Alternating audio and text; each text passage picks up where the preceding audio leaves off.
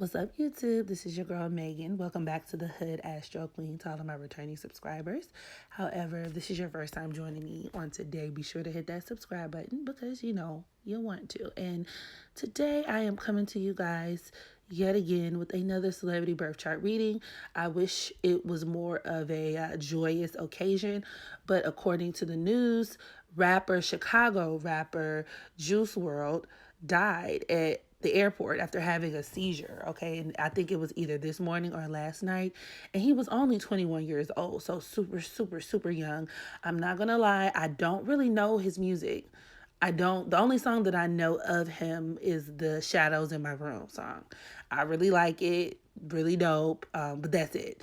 However, he does have a catalog because he is one of like the newer generation style rappers, and you know I guess he had like a lot of music, and he did have a very solid fan base. So my condolences to his family, his friends, his fan base, and anyone who really enjoyed him as an artist and just even as a person. So shouts out to him.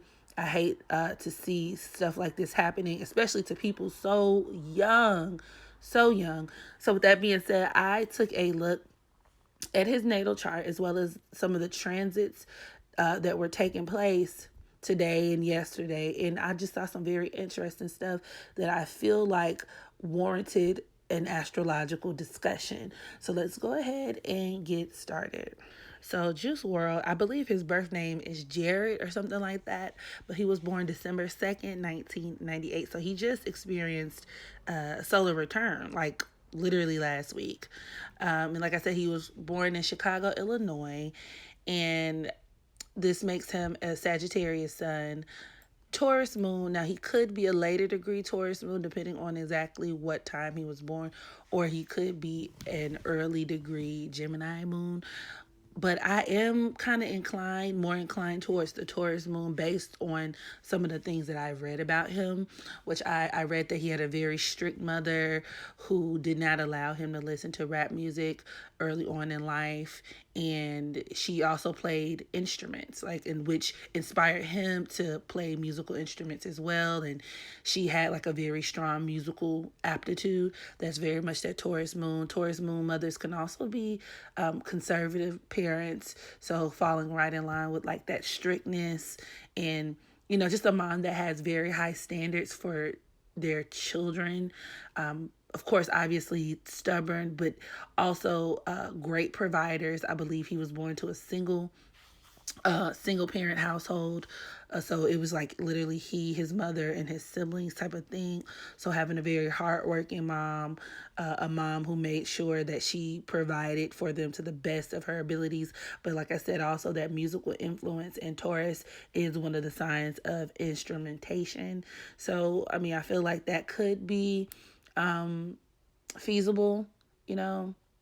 But then also Gemini moons, if he were to be a Gemini moon, you can make a case for that as well. Because a lot of Gemini moons come from like a background where maybe they've moved around a lot, which I'm not sure if he has. So maybe not. But Gemini moons can also have mental ailments, mental issues, and they can just kind of be spacey and very scattered and all over the place. Which I mean, I could be applicable, but I'm leaning more towards the Taurus moon though. Nonetheless, the first thing that I noticed was with him being a Sagittarius. Sagittarius individuals are the rock stars of the zodiac. In many respects, he carried himself like a rock star, and not for nothing. In the Wikipedia article that I read on him, they were talking about how a lot of his earlier musical influences, because he was not allowed to listen to rap, they were like other genres of music like country and rock music. Sagittarius, like I said, is the rock star of the zodiac, but it could also deal with having like a multicultural upbringing or like a very rich multicultural experience to where you're indulging and you're taking in other cultures and other that could even include other styles of music, being inspired by other nationalities. He also has his Venus at the 18th degree of Sagittarius. So and his sun is conjoined to his Pluto in Sagittarius. And with his Pluto at that 7th degree, it could deal with like that musical influence, that creative influence that he got from like other cultures and whatnot. Also, Sagittariuses are known for going overboard due to their inclination towards excessiveness, which definitely plays a large role, I feel like, with Juice World, in the sense that he did not, I know that he had issues with like drug addiction, could have been alcohol, especially with him being a Sagittarius. So there's this disposition that a lot of Sagittarians have, and that's due to that Jupiter influence, because Jupiter is expansive, and it is it's good, and it can make you, it can bless you in a lot of ways, but it can also hinder you in the sense that it can make you someone who is it's just hard for you to it's hard to satisfy your taste and your palate for certain things. So this could be a palate or a taste for adventure, for recklessness, but also for substances and whatnot. And you just tend to go overboard. You're overdoing things. It could also make a person wild, reckless, someone who dives too deep into their freedoms. But with his sun conjoined to Pluto, it could be to the point where like it can lead up to like a transformation, and with that Pluto at the 7th degree, you can even look at his sun conjoined to Pluto as very much him succumbing to like a death due to vices, due to, or even shooting himself in the foot due to his vices and his addiction and his need or his inclination for going overboard and whatnot, him indulging in certain substances. I've always noticed that sun in aspect of Pluto, usually the conjunction, opposition, and definitely the square in a person's chart can bring about death. Like, I mean, of course, we're all going to die at some point. But I find for these people, it can bring about like early deaths, not for everyone. So if you are a Sun Pluto person, like, don't trip. But I'm just saying, of course, there are other factors that go into that. But I do find that these people are at risk for sudden deaths just because that Pluto element deals with transformation. And these people, I mean, on one scale, it can deal with these people going through many situations in life that calls for them to reinvent themselves or be reborn in some type of way. But in very extreme cases, these people can be very willful to the point where they're conjuring up a lot of different like intense extreme experiences that can ultimately lead to like, I mean, what's the most ultimate transformation? Like your physical transformation. Like it can take you up out of here. And this aspect played a huge role in Juice World's death. And it was actually activated by the transiting sun, which is currently forming a conjunction to both his sun and his Pluto. So, I mean, that he had a deadly transit going on. Like it was imminent. It was imminent, and it just took him about like it did a number on him. So, in many respects, you could see that it was kind of time for him, like his time was kind of up. Which was kind of, I mean, it's unfortunate, but it was just crazy to see that. Like, wow. Also, transiting Mars is at the 12th degree of Scorpio. The number 12 deals with sacrifice, victimization, okay? And, of course, Scorpio is the sign of death, but it's squaring his Uranus, which is at the 9th degree of Aquarius, which can point towards a sudden death, even an accidental death. Transiting Sun is also squaring his Jupiter in Pisces, which deals with, of course, him doing a lot of travel during this time period, partying. I know his birthday was last week. I looked at his Instagram. I think it was a video of him on a yacht somewhere with his friends, living it up. He was in the airport, for crying out loud. So he was in the midst of doing a lot of traveling, but it could also point towards around this time where he's experiencing a lot of increased visions, him experiencing a lot of probably like in heightened dreams and whatnot, but also him engaging in a lot more substances and vices and addiction and really feeding into that addictive behavior. His Venus is at the 18th degree of Sagittarius, and that number 18 can deal with self-destruction, quite frankly. And this makes him very excessive, so it kind of reinforces or echoes a lot of the energy signature with that Sun conjoined to Pluto in Sagittarius. Also makes him very idealistic. He was probably the type of dude who liked exotic women, foreign women. Like I said, that multicultural upbringing, him really loving diversity and just different experiences, loving to travel, him being the life of a party. Like I said, the quintessential rock star, but even him being like a very flashy guy. But also, that Venus, his Venus is squaring his Jupiter, which is also at the 18th degree, but it's at the 18th degree of Pisces. And once again, that self-destructiveness that comes with the number 18. But this aspect can deal with him being a big time drug user, okay, as it can produce full-blown addiction where things are just getting out of hand. And that Jupiter at the 18th degree of Pisces, you can look at that as him like a reinforcing him being well traveled, but it could also deal with him having very vivid and prophetic dreams, which is very interesting because the name of that song, well, in the song where he's talking about I see the shadows in my room and whatnot, and he's describing all of these dreams that he's having and how he has such vivid dreams and lucid dreams and whatnot. And that can absolutely be attributed to his Jupiter in Pisces. It could even make him a sleepwalker.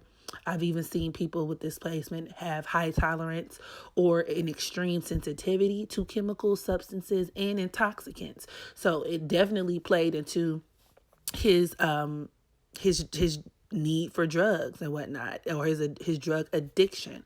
Like I said, with that Venus squaring Jupiter, it was a full-on addiction, and it was something that like he, to the point where it's like he couldn't help himself, like he couldn't get enough. And I think a lot of it was escapism, but a lot of that, like I said, is that insatiable appetite, to where you don't know when to say when. Okay. And it could even deal with reality, like reality being kind of difficult for him to face as well. Now, something else I wanted to point out that I saw in his chart that was kind of interesting was the fact that his Saturn is at the 27th degree of Aries, which can bring about a lot of serious injuries and disorders, particularly to the brain. And I've seen this result in a lot of head trauma. And it's very interesting because he actually, like of course the autopsy it's too soon for the autopsy notes to kind of be revealed at this point, because I don't even know if, like, he literally just died. But the point is, okay, they're saying that he had a seizure, which is very consistent with Saturn and Aries. Okay, Aries governs the head. These people can have lots of brain injuries, brain trauma, and things of that nature. Now, transiting Moon was at the 29th degree of Aries earlier this morning. That number 29 also deals with head injuries, brain injuries, okay? And it was conjoined to his Saturn and squaring his Neptune at that 0 degree of Aquarius, which set off or triggered that Sun, or it activated that Sun Pluto transit that he had going on also. So yeah, you can even look at that as like an impromptu seizure. Okay, like an impromptu, like it just kind of just happening, like it being inevitable. But with his Saturn squaring Neptune, I wouldn't be surprised if it was drug induced. Okay, and that aspect could also deal with him, like I said, not being able to help himself, being dependent on substances for his survival, or even him having like a very weakened sense of self. I also noticed that he had his Saturn in conjunct to his Chiron at the 25th degree of Scorpio. That number 25 breaks down to 7, which deals with drugs. So once again, reinforcing this theme of like addiction and whatnot. But also, this is a death quincunx. Okay. And I feel like the Moon conjoined to Saturn also activated this quincunx. So it's just kind of like I said, he had a lot of stuff in his chart that pointed towards kind of an inevitable demise, like early demise in a lot of respects. So also, he is an Aquarius South Node, which he looks like an Aquarius South Node to me. Very weird kind of appearance, futuristic kind of even, but it could also deal with him having social media fame, being very experimental. That Aquarius South Node can make a person very experimental. And with his Chiron in Scorpio squaring his nose, he can be experimental to his own detriment. Okay. But that South Node could also deal with him not being too comfortable, like with feeling emotions. It can make him kind of heartless. I know, once again, the only song that I know of his, which is The Shadows in My Room, where he's like expressing how difficult it was for him to open up to this chick who hurt him and broke his heart and blase swaze. That's very much Aquarius South Node, because these people come from past lifetimes of not really being emotionally in tuned. Like I said, even being robots, not really being able to feel. So, anytime they're pushed towards that Leo North Node, which is, Leo governs the heart, these people opening up their heart and, dealing with matters of the heart, love affairs and stuff like that, it can be painful, it can be uncomfortable, it can be just downright difficult because it's not normal to them. That Aquarius South Node could also make him cold, like I said, kind of emotionally distant, but it could have also made him a very good humanitarian, somebody who was very much like philanthropic, plugged into social groups, giving back. It could have also made him very reliant on friends, and it seemed like he did have a lot of acquaintances, a lot of friends and stuff like that, but it also made him very accident prone as well. Now, with his Leo North Node, he had a karmic responsibility to, like I said, feel his emotions, open up, but also be a star. Leo is the sign of the celebrity. So he was meant to be a star in this lifetime, and that does deal with him gaining popularity, gaining notoriety, but, squaring that, his Chiron in Scorpio, that could deal to where his celebrity is cut short, unexpectedly short by death, quite literally. So, yeah, he had a lot of things in his chart. And like I said, the transits too, that were very interesting. And you could tell he was definitely a tortured soul. But I'm also even wondering if he had some form of social, I don't know, awkwardness, like some Summer Walker kind of tease going on, or like some type of mental ailment, be it like autism or something like that going on as well. So, yeah. I just thought this was interesting and I wanted to share it. So y'all be sure to drop down in the comment section, share your favorite Juice World song, memories, and yeah, make sure you practice unconditional self-love so that you can love others. And as always, until the next time, I holla.